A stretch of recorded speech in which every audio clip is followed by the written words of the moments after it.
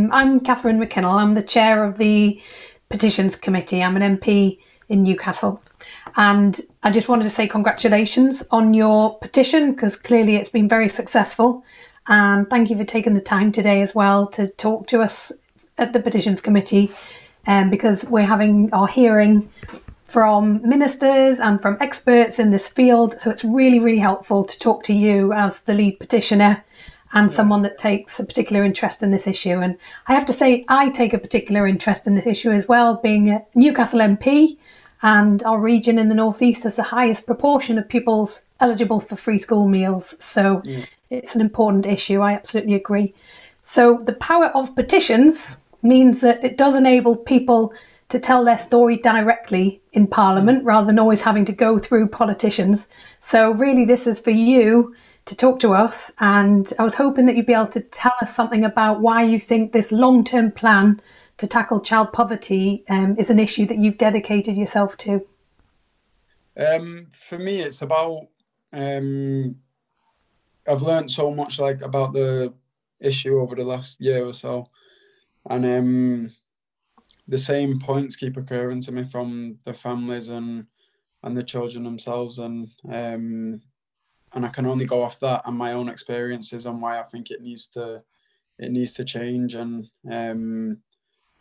they're quite similar to what I was going through and what a lot of the children are going through now, and the parents are going through. It's a similar situation, and in a lot of cases it's even worse than the situation that I was in. So it's definitely something that I'm sure there needs to be some sort of change, and we've already taken some steps in the right direction.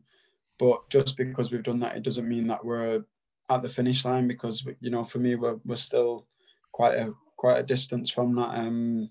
So the structure of it needs to put the children in a position where they can progress their own lives. And I would use the phrase putting them on the starting blocks, because I feel like when I was younger, I started behind a lot of other children that was, that wanted to become footballers, for example, which was my situation.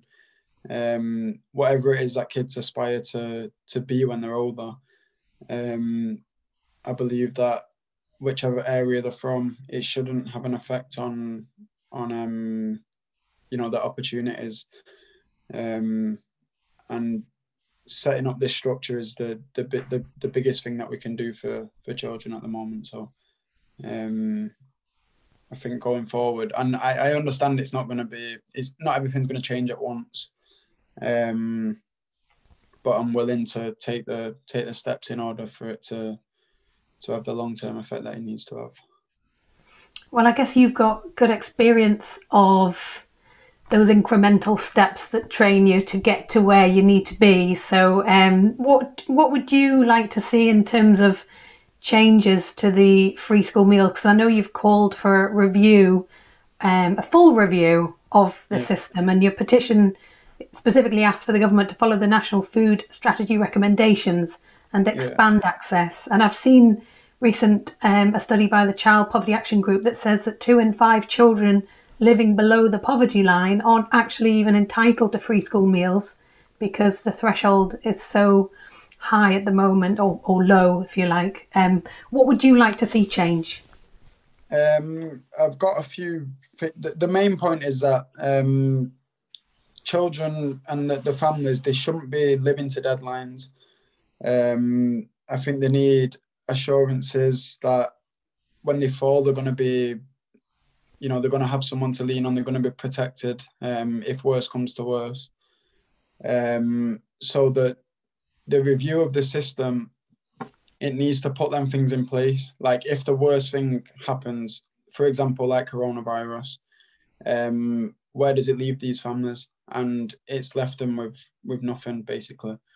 And when I started it, that's what I seen, and that was, I always had a sort of a hunger and a desire to do it, but seeing the effects that it had during coronavirus, it made me have to speed things up. And I think that they should have been on top of that before anybody else was really, and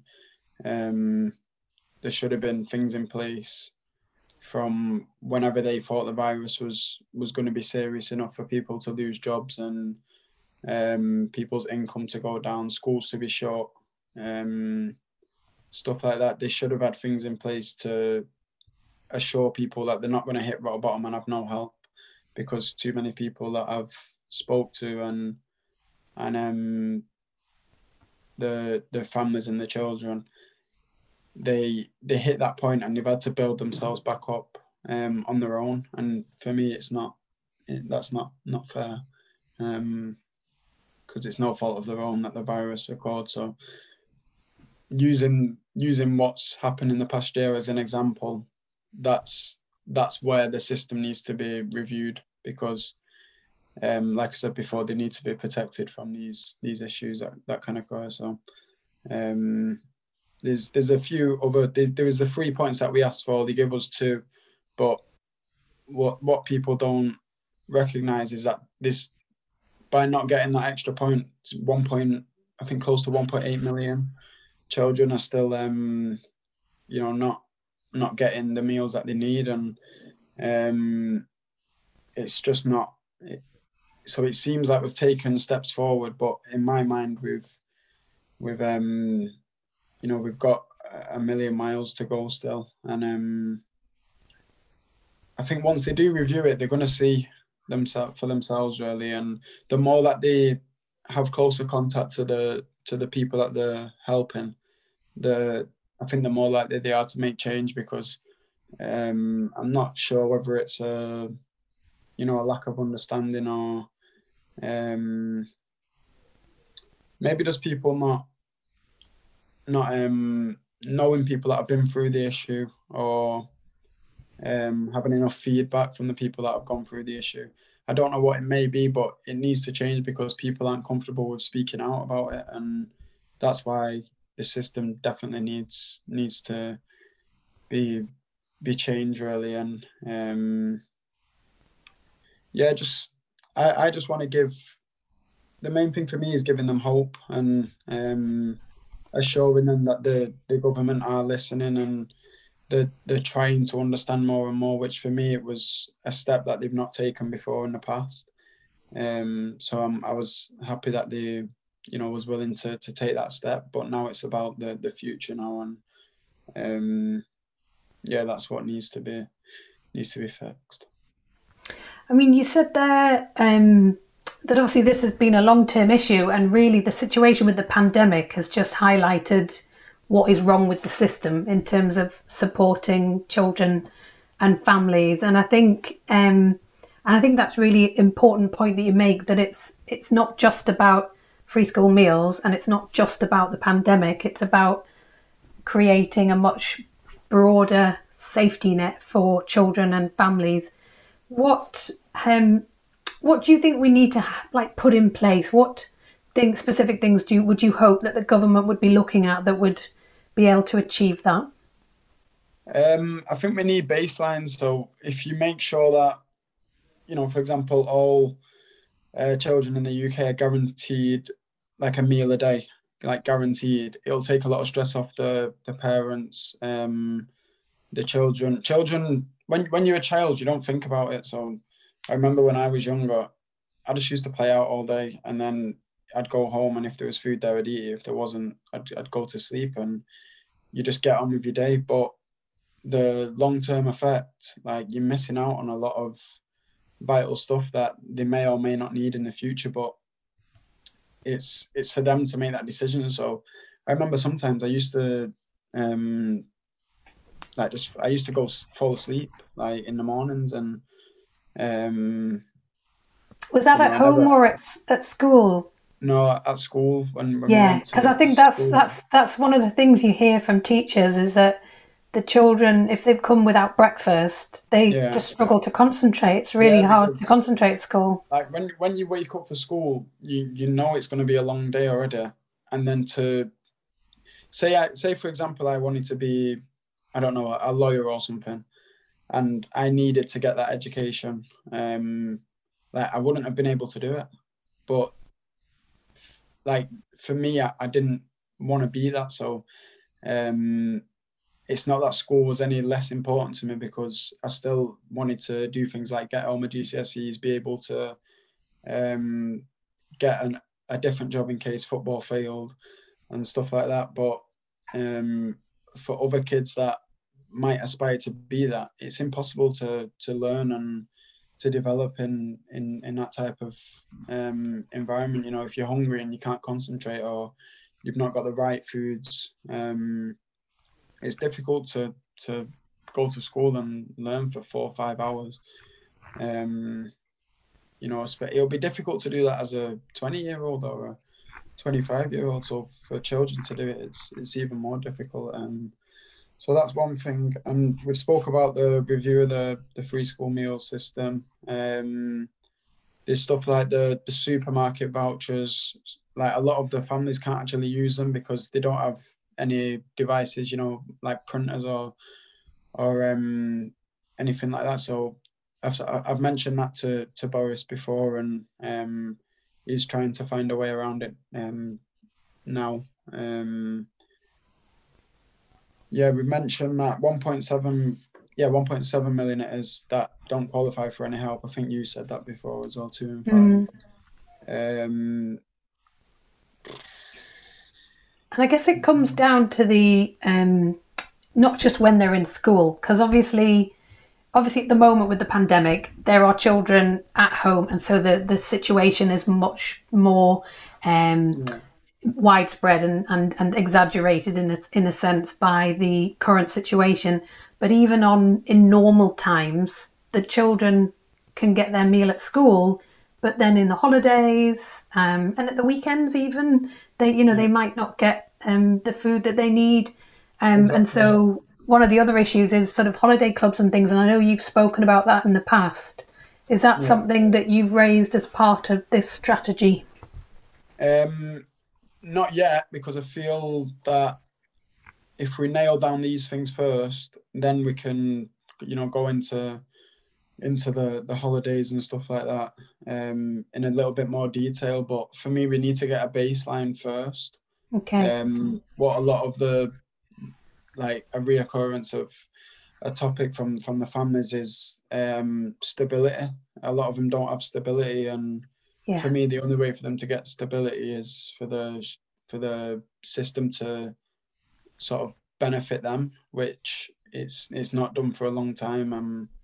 So once you get that baseline, then we can move on to them little things that will give them that, a little bit of additional help. But yeah, definitely that's something that can be looked at as well. Possibly at a later stage. Because like you said, that was similar what it was like for me. You almost have less issues when you are in school, because you get in the meals, and at school you're eating the right foods as well. So you're sort of just taking over. It becomes part of your day to have breakfast, have a little bite to eat at break time, and then lunchtime. I used to go to after school clubs. So it became part of my sort of Monday to Friday. That was my routine, and I was managing to get a lot of my food from the school system. So that's what benefited me quite a lot. And then it meant that my mum knew that I was eating there, and she only had to try and prepare for one meal. So yeah, it helped her out a lot as well. So that's definitely a good point.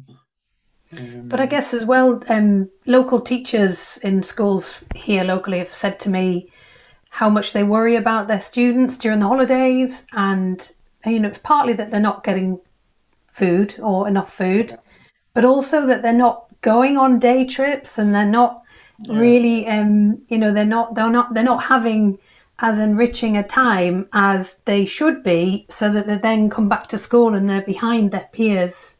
So that's one of the big challenges I think we face in Newcastle as well. So because I think often food poverty goes hand in hand with the other things that make life enjoyable and enriching and bring you on educationally as well, like books yeah, like clothes.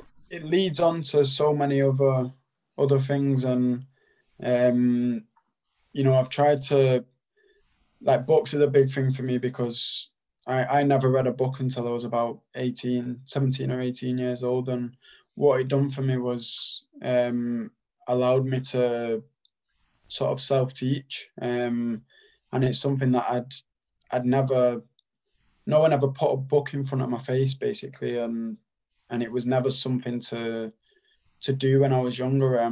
Yeah, we did it at school and stuff like that, but when you go home, it wasn't a thing for like in my household, and I know it weren't in some of my friends' households as well. So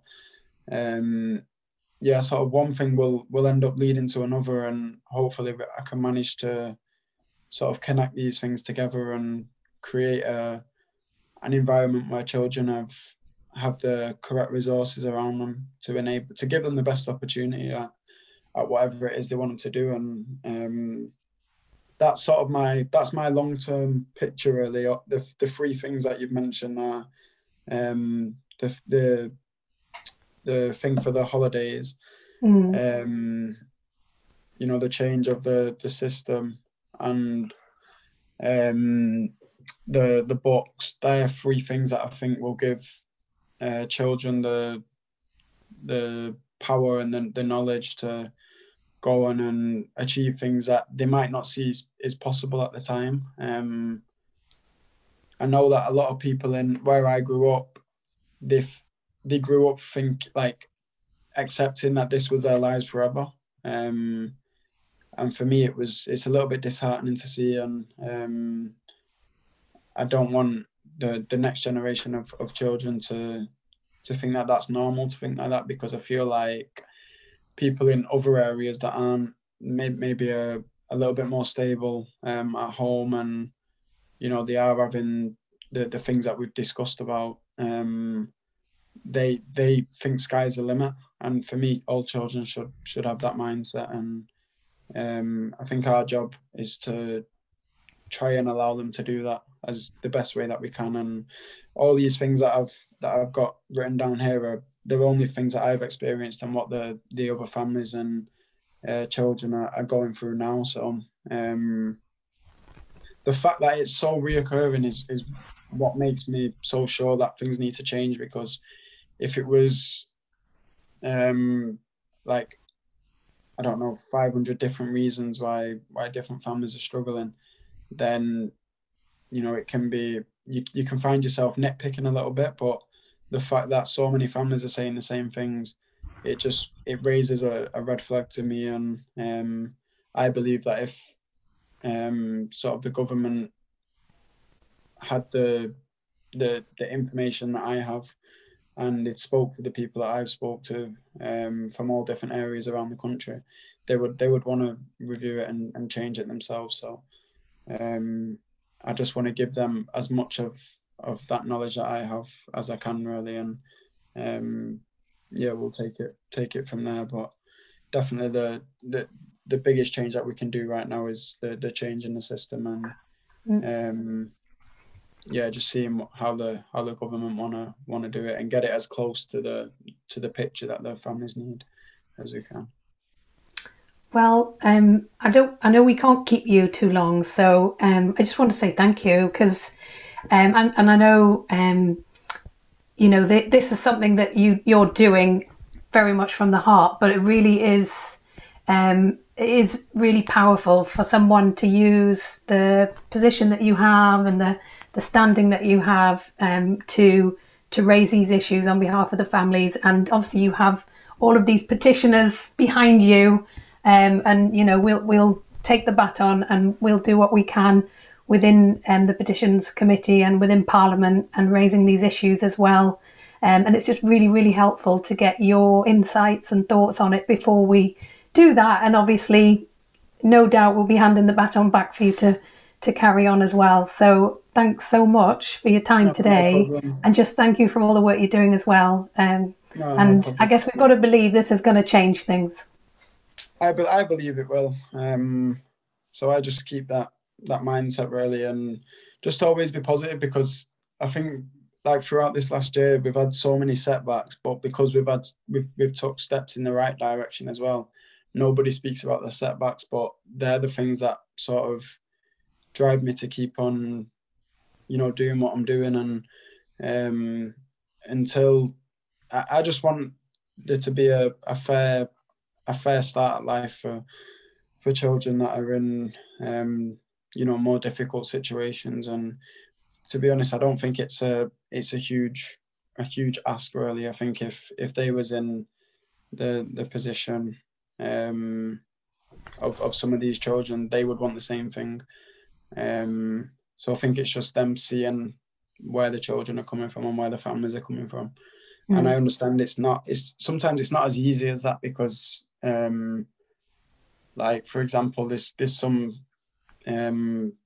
like topics that have come up throughout this process that we've been on, and I have no experience or any knowledge about it. So like, just because of the way I've been sort of brought up, and what my mum always told me, if you don't know about something, you shouldn't